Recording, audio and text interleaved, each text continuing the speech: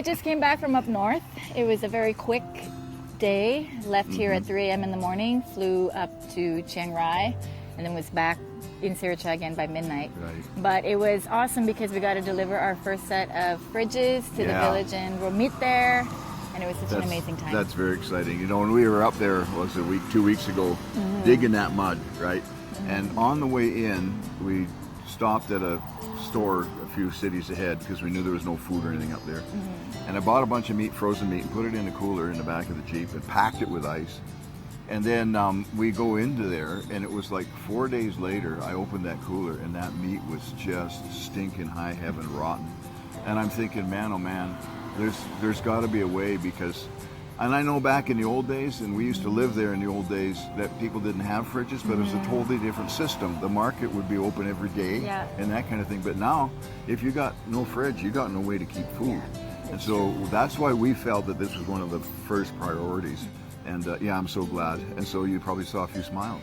Yeah, it was really cool. And I think one of the neatest things was when we came with the truck and then we had everybody come, the ladies were, you know, oohing and ahhing over the cardboard boxes. They couldn't see what was inside yet. And then when I said, these are actually two-door fridges, one of the ladies actually teared up.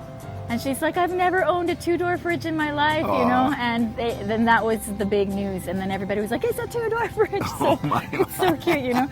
Something that you don't even think about, but it actually, you know, is a really big blessing. And so we were able to just go to the houses and deliver them one by one. And, you know, a lot of the houses are still in a state where they can't move in yet. So they're kind of living with neighbors for now, where they're still clearing things out.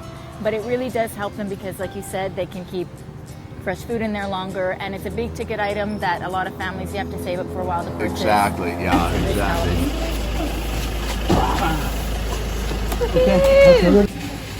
So the fridge we just delivered, this is what's left of their house. So we delivered it to the neighbors who are there temporarily until they can figure out how to make this work again.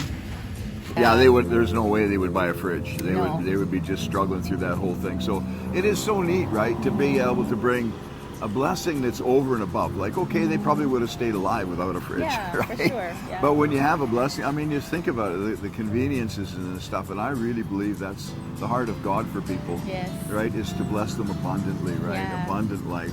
And so we're really looking forward to what's going to happen in that village from now on. And it's just step one because we've got 12 fridges delivered, and then we've got a whole bunch of washing machines coming and a few more fridges coming. So we're looking forward to continuing to pass on the blessing because of people like you who have given.